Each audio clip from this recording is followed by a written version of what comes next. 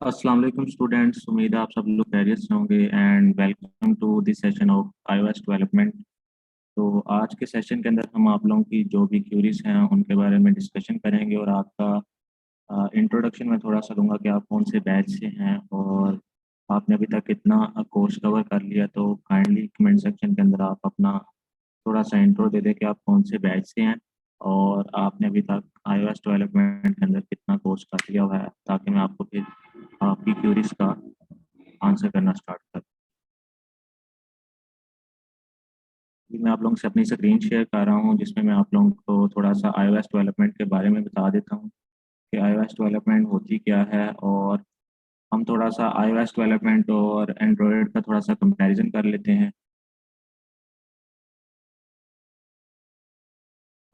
ठीक है जी, साद खान बैच 3 से हैं और अमीन खान भी बैच 3 से हैं। तो आप काइंडली अपना फीडबैक अगर शेयर करना चाहें मेरे साथ कि आप लोगों ने उस कोर्स के अंदर बैच 3 का आई थिंक हम आपने भी सारा कोर्स कवर कर लिया होगा और आप लोगों को जो फाइनल ईयर प्रोजेक्ट मिला होगा आप लोगों ने वो भी कंप्लीट कर लिया होगा। तो आप लोग काइंडली अगर अपना फीडबैक मुझे देना चाहें उस कोर्स के बारे में, तो आप कमेंट सेक्शन के अंदर बता सकते हैं कि आपने उस कोर्स के अंदर क्या सीखा। और अगर किसी स्टूडेंट ने इस कोर्स के अंदर न्यू एनरोल किया है तो वो भी काइंडली मुझे बता दे, ताकि फिर मैं उनको iOS डेवलपमेंट के बारे में थोड़ा सा गाइड कर दूँ। जी, तो मोहसिन अली हमारे साथ हैं जो अभी जिन्होंने बैच 5 के अंदर एनरोल किया है। तो मोहसिन, आपको मैं वेलकम करता हूँ इस कोर्स के अंदर।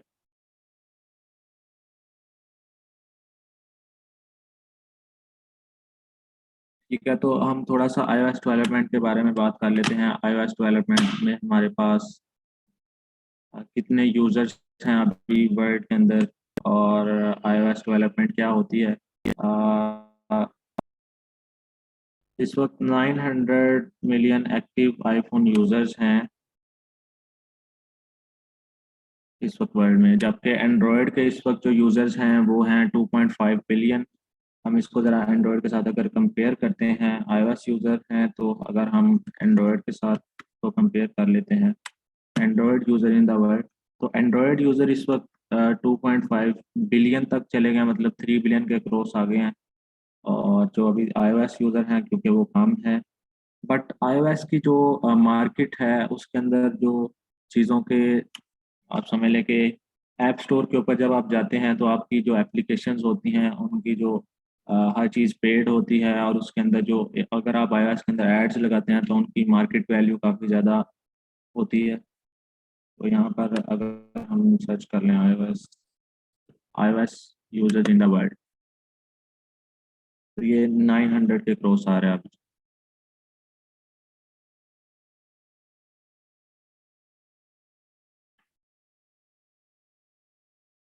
अच्छा जी, उसके बाद iOS डेवलपमेंट होती क्या है, किस चीज़ के अंदर की जाती है और क्यों की जाती है, इन चीज़ों के बारे में डिस्कशन कर लेते हैं। iOS development,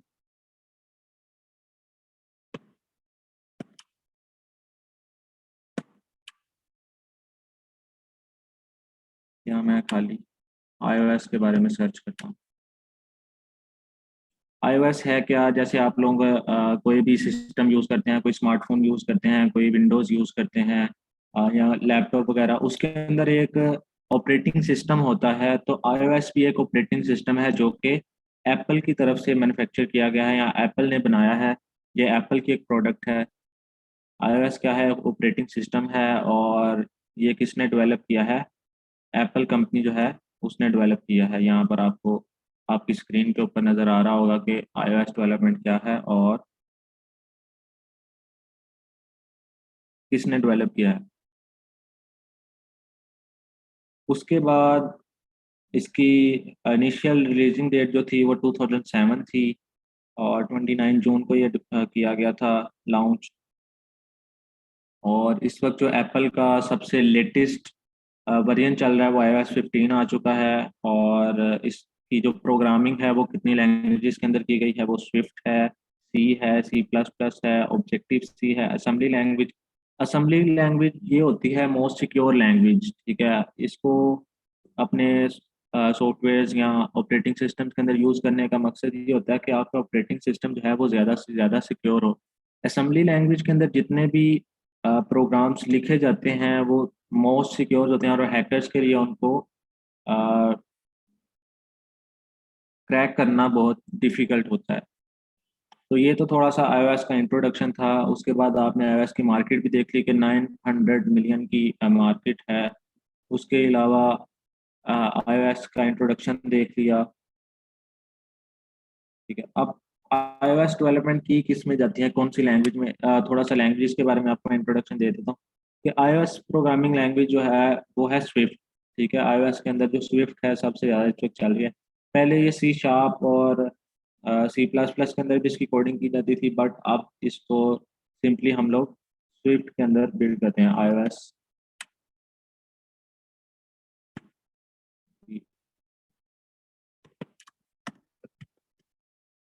iOS development language. ठीक है, तो स्विफ्ट जो है सबसे प्राइमरी और iOS की बेस्ट लैंग्वेज मानी जाती है। और iOS डेवलपमेंट करने के लिए आपकी रिक्वायरमेंट क्या है कि आपने किन किन चीज़ों को यूज़ करना है और आपको क्या क्या चीज़ें रिक्वायर्ड है, उनके बारे में आपको बता दूं कि iOS डेवलपमेंट के लिए आपके पास जो लैंग्वेज है वो स्विफ्ट है कि आपने स्विफ्ट के अंदर कोडिंग करनी है। इसके लिए आपने जो है एक्स कोड यूज़ करते हैं। ठीक है, एक्स कोड सॉफ्टवेयर है जिसके अंदर आप iOS डेवलपमेंट करते हैं। तो ये आप लोगों के पास होना चाहिए और एक iOS डिवाइस फिजिकल आपके पास अगर अवेलेबल है तो बेस्ट है, क्योंकि आप जो एप्लीकेशन बनाएंगे उसको जब फिजिकल डिवाइस के ऊपर रन करेंगे तो आपको ज़्यादा उसके रिजल्ट्स अच्छे मिलेंगे, बजाय इसके कि आप जो हमारे एक्स कोड के अंदर अवेलेबल डिवाइसेस होती हैं, जो हमारे पास अवेलेबल फ़ोन्स होते हैं उनके अंदर इंस्टॉल करते हैं, तो वो उनकी निस्बत जो फिजिकल डिवाइस है उसके ऊपर टेस्ट करना एप्लीकेशन को ज़्यादा बेटर रहता है। उसके बाद एक्स कोड के बारे में अगर पूछा जाए, ये कुछ बेसिक नॉलेज है, ये मैं आप लोगों को इसलिए शेयर कर रहा हूँ कि जब आप लोग मार्केट में जाते हैं, आप बताते हैं कि आप एक iOS डेवलपर हैं, तो वो कुछ बेसिक क्वेश्चंस आपसे पूछते हैं, अच्छा आप iOS डेवलपर हैं तो आप मुझे काइंडली बताएं कि iOS है क्या? तो कुछ बच्चे होते हैं वो सोच में पड़ जाते हैं कि iOS कर तो लिया, iOS है क्या ये पता नहीं होता। तो iOS एक ऑपरेटिंग सिस्टम है जो कि एप्पल मैन्युफैक्चर डिवाइसेस के अंदर यूज़ होता है, एप्पल के स्मार्टफोन्स के अंदर यूज़ होता है। और फर्स्ट ये कब रिलीज़ किया गया था? 2007 के अंदर 29 जून को रिलीज़ किया गया था। इसके अलावा कौन सी लैंग्वेज के अंदर डेवलप किया गया तो उसमें स्विफ्ट आती है, इसके अलावा सी आती है, सी प्लस प्लस आती है, ऑब्जेक्टिव सी आती है, असेंबली लैंग्वेजेस आती हैं। उसके अलावा iOS डेवलपमेंट करने के लिए आप कौन सा आईडीई यूज़ करते हो, कौन सा सॉफ्टवेयर यूज़ करते हो, तो वो है एक्सकोड। इसके अलावा फिर हमने अ, अब जो एक्स कोड है वो क्या है? एक्स कोड सॉफ्टवेयर है जो iOS डेवलपमेंट के लिए यूज़ होता है, जिसके अंदर आप स्विफ्ट की प्रोग्रामिंग करते हैं। और ये जो एक्स कोड है खाली एंड्रॉयड एप्लीकेशंस के लिए, या एंड्रॉयड एंड्रॉयड कह रहा हूँ, iOS एप्लीकेशन के लिए यूज़ नहीं होता, बल्कि ये जो iOS एप्लीकेशंस हैं इसके ऊपर खाली iOS मोबाइल फ़ोन्स की या iOS जो आपके पास स्मार्टफ़ोन्स होते हैं उनकी कोडिंग नहीं होती। इसके अलावा इसके अंदर जो आपके पास एप्पल वॉचेस हैं उसकी प्रोग्रामिंग भी होती है। इसके अंदर आपके पास जो आईपॉड होते हैं उनके लिए जो एप्लीकेशंस बनती हैं वो भी इसी के अंदर बनती हैं। और इसके अंदर आप मैक जो ऑपरेटिंग सिस्टम है, एप्पल के जो लैपटॉप्स हैं, मैकबुक्स हैं, उनके अंदर जो मैक ऑपरेटिंग सिस्टम है उसकी डेवलपमेंट भी एक्स कोड के ऊपर ही की जाती है। तो एक्स कोड एप्पल की तमाम जो डिवाइसेस हैं उनको सपोर्ट करता है, चाहे वो मैक है, चाहे वो आईपॉड है, चाहे वो आईपैड है, चाहे वो वॉच है, चाहे एप्पल का जो टीवी है, उसको उसकी डेवलपमेंट भी एक्स कोड के अंदर की जा सकती है। ठीक है, तो ये काफ़ी एक पावरफुल उनका सॉफ्टवेयर है जो कि एप्पल के तमाम डिवाइसेस को सपोर्ट करता है। अब उसके बाद बात करते हैं अगर हम, और एक्स कोड जो है वो सिर्फ आपको मैकबुक के अंदर ही मिलेगा। एक्स कोड आप जो iOS की प्रोग्रामिंग कर रहे हैं तो वो आप मैकबुक के अंदर ही करेंगे सारी, जिससे आपको एक्स कोड की ज़्यादा सपोर्ट मिलेगी और आप उसके ऊपर वर्किंग करेंगे। तो ये एक बेसिक सा इंट्रोडक्शन था। अब इसके ऊपर अगर आप बिगिनर हैं तो आप लोगों को ये पता होना चाहिए कि आप लोग इसके अंदर इसकी मार्केट कितनी है, जॉब्स की अवेलेबिलिटी कितनी है, और इसके अंदर आपने जो एप्लीकेशंस डेवलप करनी हैं वो किस तरह से करनी है, उनका यूआई किस तरह से। अब आप डेवलपर हैं तो डेवलपर्स के लिए क्या होता है कि डेवलपर्स जो होते हैं वो डेवलपमेंट तो अच्छी करते हैं, लेकिन उनका यूआई डिज़ाइन की तरफ भी जो है, अगर एप्लीकेशन का यूआई डिज़ाइन अच्छा नहीं होगा तो वो पीछे जितनी मर्जी अच्छी लॉजिक लगा लें, जितना मर्जी अच्छा काम कर लें, बट उनकी एप्लीकेशन जो है वो वेस्ट हो जाएगी सिर्फ उसके यूआई डिज़ाइन की वजह से। तो यूआई डिज़ाइन के लिए आप लोगों ने एक वेबसाइट पे जाना है, applabs.com। ये वेबसाइट यूआई डिज़ाइन के लिए है। जो आप लोग एप्लीकेशंस बनाते हैं, जो आप वेबसाइट्स बनाते हैं, उनका जो यूज़र इंटरफेस है उसके रिगार्डिंग ये वेबसाइट बनी है। आपको यहाँ पर डिफरेंट एप्लीकेशंस, अब यहाँ पर आपने एक साइन इन पेज बनाना है, लाइक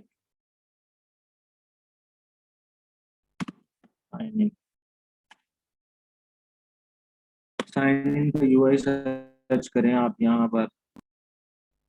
अब यहाँ पर मेरे पास डिफरेंट लेआउट्स आ गए हैं, डिफरेंट एप्लीकेशंस आ गए हैं जिनके अंदर साइन इन पेज का डिज़ाइन मुझे शो कर रहा है कि इस तरह का डिज़ाइन आप बना सकते हैं।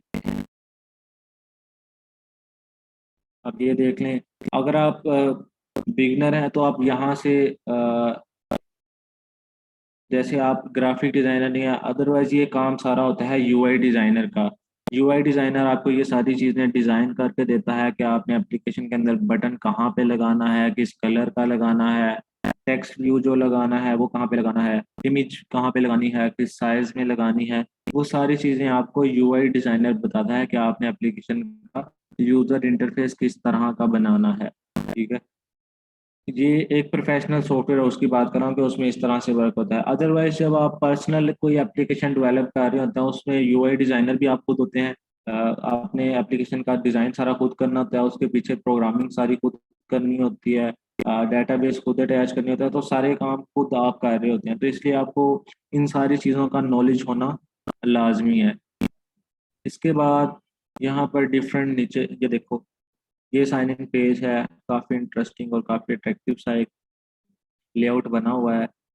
इस तरह के यूआई डिज़ाइन आप बिल्ड कर सकते हैं। अब आपके माइंड में ये क्वेश्चन आ रहा होगा कि आप लोगों ने ये जो बटन है इसका कलर किस तरह से चूज़ करना है, कि ये किस तरह का कलर आ रहा है, या आपको कोई ग्रेडियंट मिल जाता है। आप लोगों को ग्रेडियंट का आइडिया होगा कि ग्रेडियंट क्या होता है। अगर नहीं है तो वो भी मैं आप लोगों को बता देता हूँ कि ग्रेडियंट क्या होता है। तो यहाँ पर ये जो एप्लीकेशन देख रहे हैं, यहाँ पर ये जो कलर आ रहा है ये ग्रेडियंट कलर है, क्योंकि ये दो कलर्स के कॉम्बिनेशन से बना है। ग्रेडियंट कहते हैं कॉम्बिनेशन ऑफ टू और मोर कलर्स, दो या दो से ज़्यादा कलर्स के कॉम्बिनेशन को हम ग्रेडियंट कहते हैं। ठीक है, जैसे यहाँ पर ये एप्लीकेशन है, इसके अंदर ये जो बटन दिया गया है,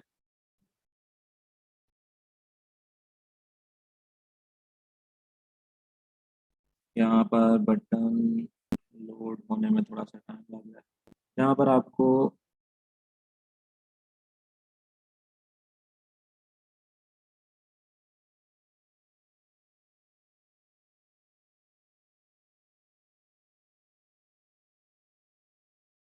ये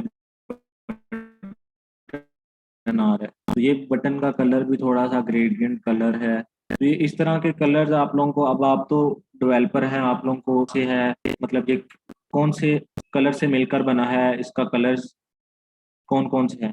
तो उसके लिए आपने एक वेबसाइट पे जाना है, यहाँ पर एक वेबसाइट आप सर्च कर लें, यूआई ग्रेडियंट। यूआई ग्रेडियंट्स की एक वेबसाइट है। इसी तरह ग्रेडियंट्स की डिफरेंट वेबसाइट्स हैं। तो यहाँ पर आपके पास डिफरेंट ग्रेडियंट्स कलर आ रहे होंगे। दो कलर्स आपको दिए गए हैं, एक कलर ये है, इसको आप यहाँ से कॉपी कर सकते हैं, इसको भी कॉपी कर सकते हैं और अपने कोड के अंदर यूज़ कर सकते हैं। अब हमारे पास डिफरेंट ये देखें, काफ़ी अट्रैक्टिव और काफ़ी लाइट जो ग्रेडियंट्स हैं, अच्छे अच्छे ग्रेडियंट्स हमारे पास यहाँ पर मौजूद हैं। तो हम यहाँ से इनके कलर्स कोड को कॉपी करके अपनी एप्लीकेशन के अंदर यूज़ कर सकते हैं, अपने बटन्स के अंदर यूज़ कर सकते हैं, अपने एप्लीकेशन के बैकग्राउंड के तौर पर यूज़ कर सकते हैं। तो ये हमारे लिए काफ़ी हेल्पफुल रहती है वेबसाइट। ये हमारे डिज़ाइनिंग फेज़ के अंदर काफ़ी हेल्पफुल है कि जैसे मैं एक डिज़ाइनर नहीं हूँ बट मैं अपनी एप्लीकेशन का इंटरफेस जो है वो काफ़ी बेहतर रखना चाहता हूँ, काफ़ी इंटरेस्टिंग रखना चाहता हूँ, तो उसके लिए मैं अपलैब्स और इन चीज़ों की हेल्प ले सकता हूँ। जैसे ये एप्लीकेशन है, तो आप यहाँ पे आप लोगों ने एक साइन इन पेज या साइन अप पेज क्रिएट करना है, तो ये सारा लेआउट आप डिज़ाइन कर सकते हैं। यहाँ पर आईओएस के भी हैं, एंड्रॉयड के भी हैं, वेब के भी हैं, तो ये सब के लिए हेल्पफुल है।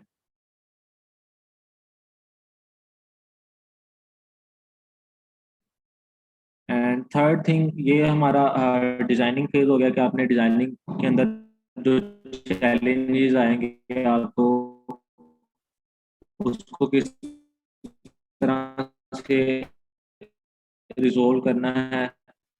थर्ड एक डेवलपमेंट के अंदर आप लोगों को काफ़ी ज़्यादा इश्यू आता है एरर्स कुछ इसको सोल्व करने के लिए मौका है। स्टैक ओवरफ्लो आप लोगों को एक वेबसाइट मिलेगी, यहाँ पर कि मैं स्टैक ओवरफ्लो पे आ जाता हूँ।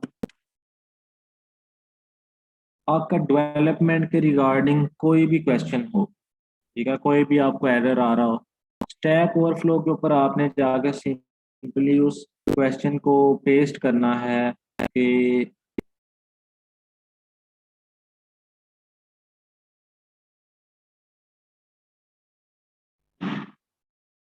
अच्छा जी, मैं ज़रा कमेंट सेक्शन पढ़ लूँ कि कमेंट सेक्शन के अंदर क्या-क्या क्वेश्चंस आए हैं। अब यहाँ पे एक बच्चे मोहसिन अली का कमेंट आया है कि उसका मोबाइल जो है वो कनेक्ट नहीं हो रहा। तो लाइक मैं भी एक बिगिनर हूँ, सपोज़ कर लेते हैं कि मैं एक बिगिनर हूँ और मेरा मोबाइल कनेक्ट नहीं हो रहा एंड मुझे ये इश्यू जो है वो रिज़ॉल्व करना है। देन मेरे पास क्या ऑप्शंस होंगी?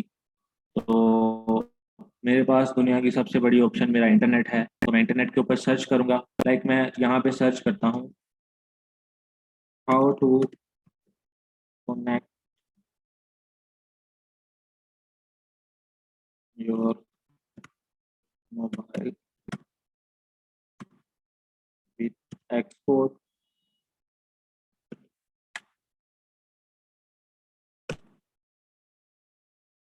ठीक है।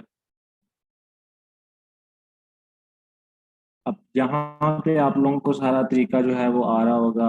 Open Xcode, go to windows, device and simulator, आपने एक्सकोड को ओपन ओपन करना है। एक्सकोड को ओपन करना है। एक्सकोड ओपन करने के बाद आपको एक विंडो नज़र आएगी, डिवाइसेस एंड सिमुलेटर्स, आपने उसके ऊपर चले जाना है।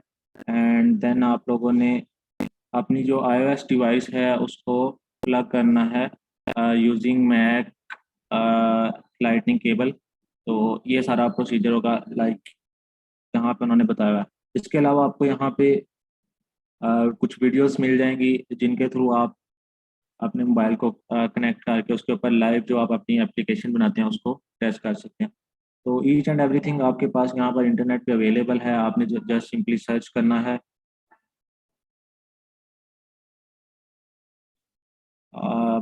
यूट्यूब से वीडियो देख के इंस्टॉल हो गया था बट बाद में रिमूव हो गया, उसके बाद ड्राइवर्स नहीं डाउनलोड। तो आप अपना इंटरनेट कनेक्शन या जो आपके ऑलरेडी इंस्टॉल ड्राइवर्स हैं उनको अनइंस्टॉल करके दोबारा से इंस्टॉल करें और मेक श्योर करें कि आपके पास जो इंटरनेट कनेक्शन है वो स्टेबल हो, ताकि जब ड्राइवर्स इंस्टॉल हो रहे हों। ये मोस्टली सबसे ज़्यादा इशू होता है कि जब आप कोई ड्राइवर्स या कोई चीज़ डाउनलोड कर रहे होते हैं, तो आपके इंटरनेट कनेक्शन की स्टेबिलिटी की वजह से क्या होता है कि आपके जो ड्राइवर्स हैं उसके अंदर से कुछ फाइल्स मिसिंग हो जाती हैं, जिससे आपका ड्राइवर करप्ट हो जाता है। वो एक दफ़ा वर्क करता है या 2 बार वर्क करता है या वर्क ही नहीं करता। तो इसको आप मेक श्योर कर लें कि आपका इंटरनेट कनेक्शन स्टेबल था और आपने अच्छी तरह से उसको डाउनलोड किया है, रन किया है।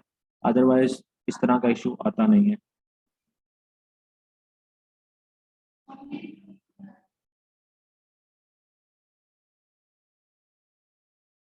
एंड आपको अगर कमांड सेक्शन के ऊपर कुछ एरर आ रहे हैं, कोई भी एरर आ रहा है, आपने जस्ट उस एरर को यहाँ पर मैंने आपको बताया है कि स्टैक ओवरफ्लो के ऊपर या गूगल के ऊपर सिंपल आप अ, पेस्ट कर दें, command line error in export. Apple developer की साइट है, यहाँ पर कमांड लाइन के जो एरर्स हैं वो आ रहे हैं। यहाँ पर स्टैक और फ्लो के ऊपर कमांड लाइन के जो एरर्स हैं, npm इंस्टॉल नोड, ये सारे जो एरर्स हैं उनके आंसर्स यहाँ पर दुनिया के एक्सपर्ट डेवलपर्स बैठे हुए हैं। iOS हर फील्ड के एक्सपर्ट डेवलपर यहाँ पर आपकी प्रॉब्लम्स को रीड करते हैं, उनका आंसर करते हैं और आपकी प्रॉब्लम्स को रिजॉल्व कराते हैं। तो बजाय इसके कि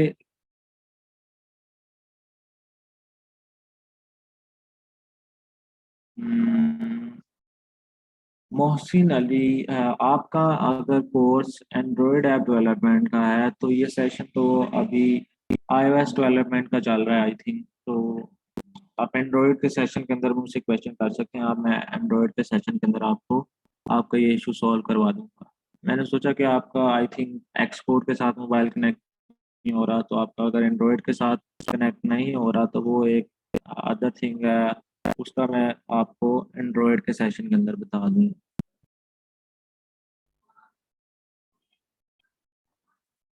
नहीं, ये iOS डेवलपमेंट का सेशन चल रहा है। आपने iOS के सेशन के अंदर भी एनरोल किया हुआ है, यहाँ iOS के डेवलपमेंट के अंदर।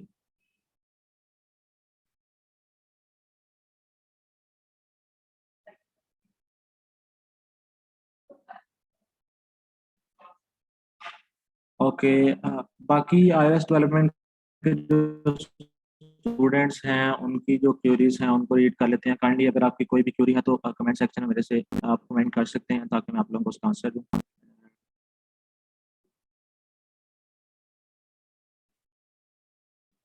Okay Mohsin, no issue. Saad Khan, final year project का रिजल्ट आपको तकरीबन 1 या 2 वीक्स लग सकते हैं अभी, क्योंकि फाइनल ईयर प्रोजेक्ट्स की चेकिंग के अंदर हमने आपके जो असाइनमेंट्स और वो जो प्रोजेक्ट्स हैं वो इंस्ट्रक्टर्स को देने होते हैं। तो इंस्ट्रक्टर्स उनको वन बाय वन चेक करके काफ़ी ज़्यादा असाइनमेंट्स एंड प्रोजेक्ट्स आए होते हैं, तो इस वजह से थोड़ा सा टाइम आपको लग सकता है। 1 वीक या विद इन 1 और 2 वीक्स आपको रिजल्ट्स आपके एलएमएस के ऊपर इंशाल्लाह मिल जाएंगे। और बाकी किसी का कोई क्वेश्चन हो तो काइंडली वो पूछ सकते हैं। इसके अलावा आज के सेशन के अंदर आप लोगों ने जो सीखा उसके बारे में अपना फीडबैक और जो आप लोगों को मैंने हेल्पफुल थिंग्स बताई हैं, ये एवरी फील्ड के रिगार्डिंग है। आप चाहे एंड्रॉयड के अंदर हो, चाहे iOS के अंदर हो, चाहे वेब के अंदर हो, ये सारी चीज़ें आपको हर जगह पे हेल्पफुल होंगी। जैसे अपलैब्स की वेबसाइट है, तो इसके ऊपर आपको वेबसाइट के यूआई भी मिलेंगे, एंड्रॉयड के यूआई भी मिलेंगे, iOS के यूआई भी मिलेंगे, हर चीज़ का यूआई आपको यहाँ पे मिलेगा। अगर आपको मैंने यूआई ग्रेडियंट्स की वेबसाइट बताई, तो ग्रेडियंट की ज़रूरत हमें वेबसाइट्स के अंदर भी पड़ती है, एप्लीकेशंस के अंदर भी पड़ती है, तो वो भी सबके लिए हेल्पफुल होगा। इसके अलावा स्टैक और फ्लो के बारे में बताया है, और बताया है यूट्यूब के बारे में या एक्सपोर्ट के बारे में। तो ये सारी चीज़ें आप लोगों को हर जगह पे स्टैक और फ्लो के ऊपर भी आपको कोई भी एरर आता है, वेबसाइट के अंदर आता है, डिजाइनिंग के अंदर आता है, किसी भी फील्ड के रिगार्डिंग कोई एरर आता है, तो आप स्टैक और फ्लो के ऊपर लिखेंगे तो आपको उसका आंसर मिल जाएगा। साद खान का मैसेज आया, सर जो प्रोजेक्ट में पास होता है उसी को सर्टिफिकेट मिलता है। जी, जो प्रोजेक्ट में पास होता है सिर्फ उसी को सर्टिफिकेट मिलता है। इसके अलावा आपको सर्टिफिकेट के लिए जो है एलिजिबिलिटी क्राइटेरिया यही है कि आप प्रोजेक्ट सबमिट करवाएं और प्रोजेक्ट को कंप्लीट करें, और उसको कंप्लीट करने के बाद आप डिसाइड होता है। बाकी हायर मैनेजमेंट पे डिपेंड करता है कि वो आपको सर्टिफिकेट देते हैं या नहीं। और किसी का कोई क्वेश्चन हो तो काइंडली वो मुझसे पूछ सकते हैं।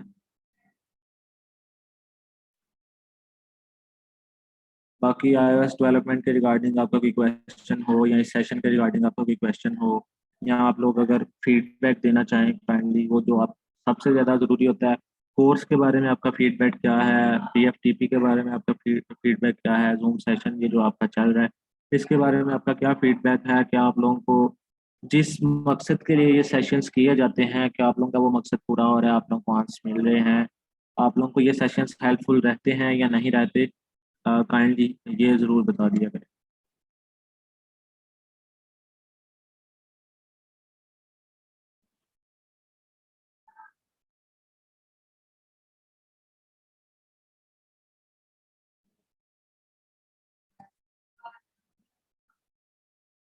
तो आई थिंक आप सब लोगों को अगर कोई क्वेश्चन है तो काइंडली आस्क करें, अगर नहीं है तो फिर मैं सेशन एंड करता हूँ।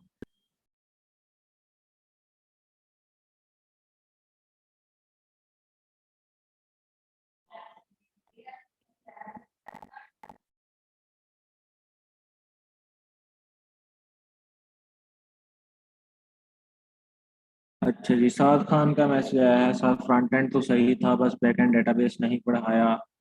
तो साद खान, जो आपको कोर्स आउटलाइन ऑफर की जाती है, जो आपको कोर्स ऑफर किया जाता है, उसमें अभी ये बेसिक कोर्स है, तो बेसिक कोर्स के अंदर आपको बेसिक कंसेप्ट और बेसिक चीज़ों के बारे में बताया जाता है। जब आपके बेसिक क्लियर हो जाते हैं, अभी आप इस एलिजिबल हो गए हो कि आपको बेसिकली चीज़ें क्लियर हो गई हैं, आपने लेआउट्स करना सीख लिया है, तो डेटाबेस को साथ कनेक्ट करना is not a big deal. आप फायरबेस यूज़ कर सकते हो, आप कोई भी डेटाबेस, बनी बनाई डेटाबेस होती हैं, उनको अटैच करके अपनी एप्लीकेशन को यूज़ कर सकते हो। ठीक है, but it depends on course outline. अब कोर्स आउटलाइन के हिसाब से पढ़ाना होता है, और वो सारी चीज़ें उस चीज़ को फॉलो करते हुए, चीज़ को फॉलो करते हुए पढ़ाया जाता है कि आप बच्चों को किस लेवल तक पढ़ाना है और क्या पढ़ाना है। ये सारी चीज़ें उस चीज़ के अंदर आती हैं।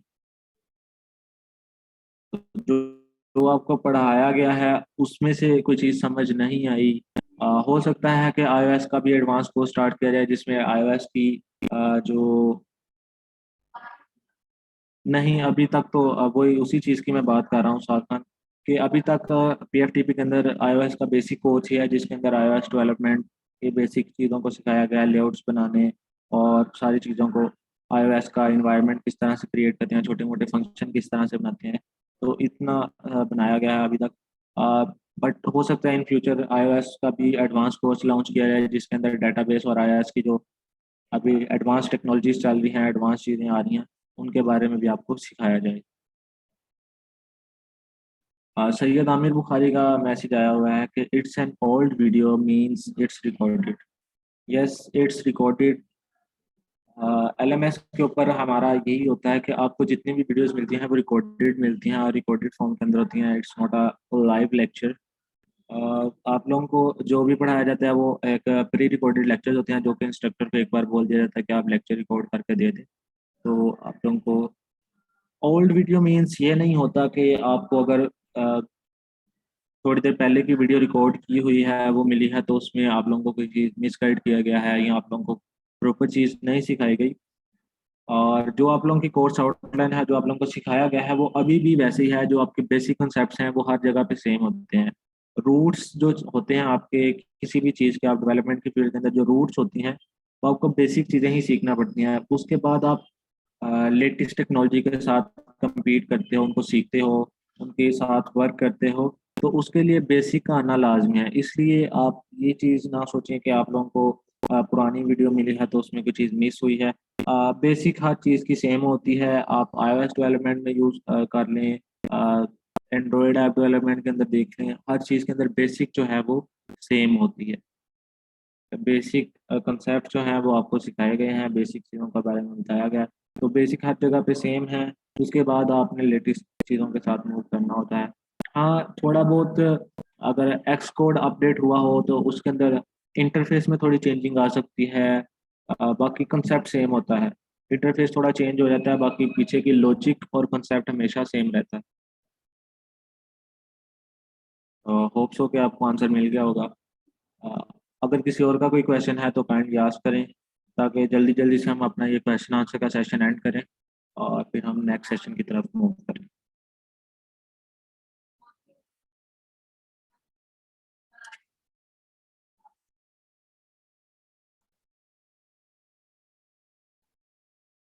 अब मेरे ख्याल से किसी का कोई क्वेश्चन नहीं रह गया, तो फिर मैं इस सेशन को एंड करता हूँ।